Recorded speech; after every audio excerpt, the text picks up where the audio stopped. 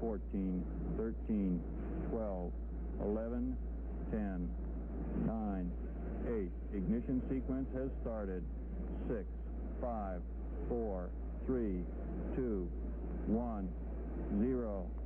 We have commit and we have liftoff at 2:13. The Saturn V building up to 7.6 million pounds of thrust, and it has cleared the tower. 11th of April, 1970. Apollo 13, destination, the moon. Okay, Houston, we've had a problem here. This is Houston. Say again, please. Houston, we've had a problem. We've had a main beam on a volt. Roger, main beam on a volt. The sound of Jim Lovell's voice coming from Apollo 13 alerted the world to the life-threatening situation that he, Fred Hayes and Jack Swigert faced 50 years ago this week. As the next few days passed, the whole world was united in the silent hope that the three men aboard the stricken spacecraft would return safely. It was an event that united cities, nations and even faiths. The Pope led a service of 10,000 people in St. Mark's Square. Prayers were said at the Wailing Wall in Jerusalem, and 100,000 worshippers gathered together for a service in India, all united in the common desire for the safe return of the three astronauts. People unite when they face a common threat. 2 world wars have shown us that. But to unite everyone on the planet requires something special.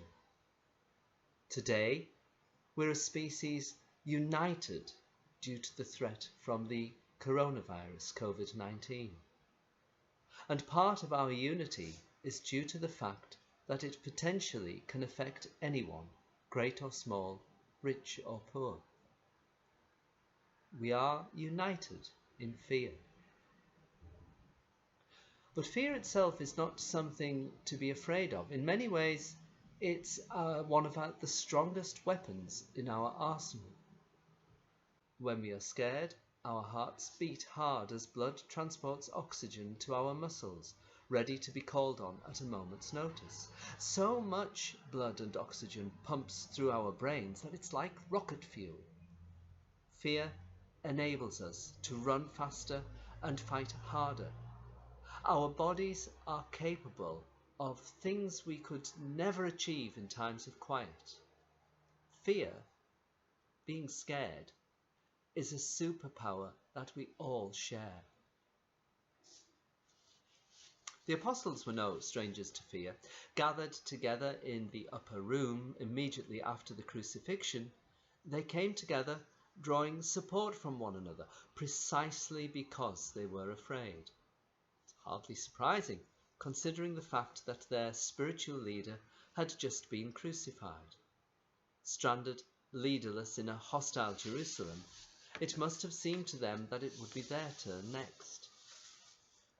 In such circumstances, the appearance of someone they had seen crucified a couple of days earlier would normally have driven them into blind panic as fear overwhelmed them. But Jesus' opening words, "Peace be with you," had such a calming effect on them that their fear turned at once into joy. Jesus can bring that same calming influence, that deep sense of peace, to us here today if we allow him, if we open ourselves up to him and invite him in. It's that sense of peace and strength that drives people in the most difficult of circumstances to overcome their fears. It's capable of giving each and every one of us the courage and strength we need that, isolated though we are, can enable us to remain unified and safe at this time.